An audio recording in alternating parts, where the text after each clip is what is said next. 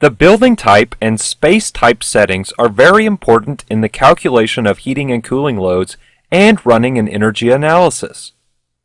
To access these settings, on the Manage ribbon, in the Settings panel, expand the MEP Settings drop-down and select Building Space Type Settings. Revit opens the Building Space Type Settings dialog.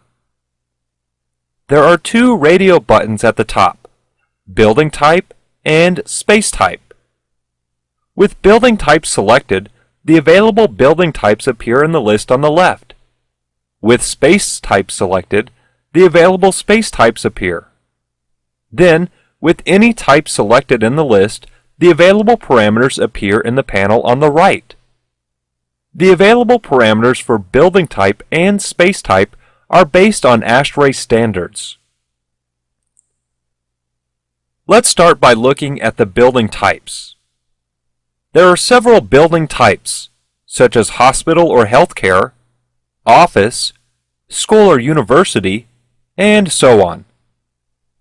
For each building type, you can control parameters such as area per person, heat gain per person, lighting load density, power load density, schedules, and so on.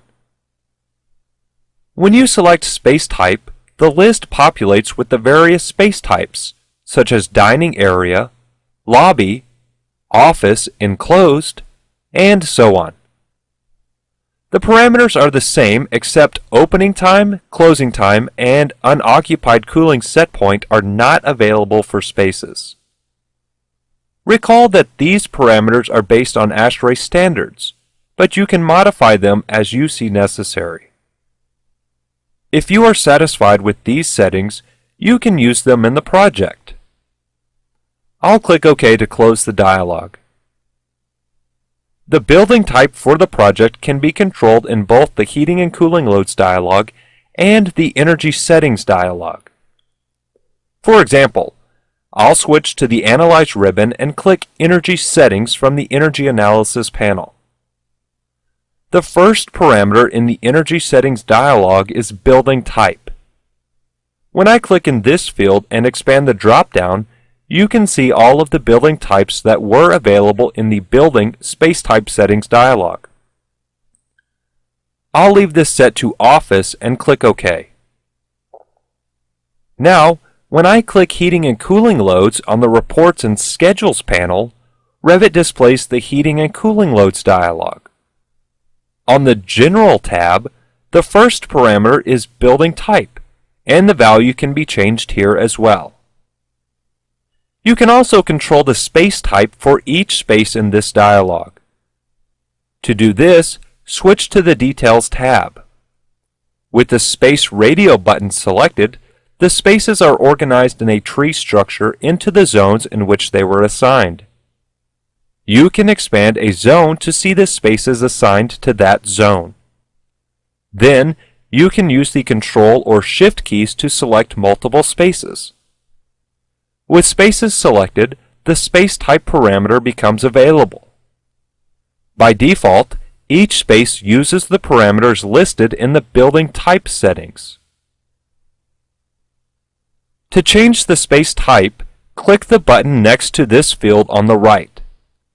This opens the Space Type Settings dialog, and you can select one of the available space types in the list. Since I have multiple offices selected, I'll scroll down and select Office Enclosed, and then click OK. Now the space type for those spaces has updated. Also, pay attention to the People and Electrical Loads parameters. These parameters are currently referencing the parameters controlled by the space type. For example, when I click the button next to People, the People dialog appears. Here, you can control the occupancy and heat gain per person. Currently, each of the values is set to default, and as you can see, they match the values from the space type settings. You can expand the drop-down and choose Specified if you want to override the value for a single space. I'll click Cancel to close the dialog. When I click the button next to Electrical Loads, the Electrical Loads dialog appears. Here, you can control the lighting and power loads. Once again, these values are controlled by the space type settings, but you can override them for a single space. I'll click Cancel to close this dialog. As you can see, Revit provides you with flexibility when controlling parameters that affect heating and cooling loads. You can control every space using a building type, or multiple spaces using a space type, and you can still override specific parameters on a space-by-space basis.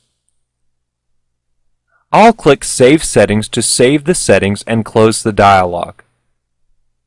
Lastly, let's take a look at the instance properties for a space. I'll switch to the Level 1 floor plan view. Then I'll zoom in and select Office 1. In the Properties palette, I'll scroll down to the Energy Analysis section. Here, you can see the space type parameter that we modified in the Heating and Cooling Loads dialog. If I click in this field and click the button that appears, Revit opens the Space Type Settings dialog. If needed, I could change the space type or modify a parameter. Realize that if you change a parameter in this dialog, it will update for all spaces of that space type. I'll click Cancel to close the dialog.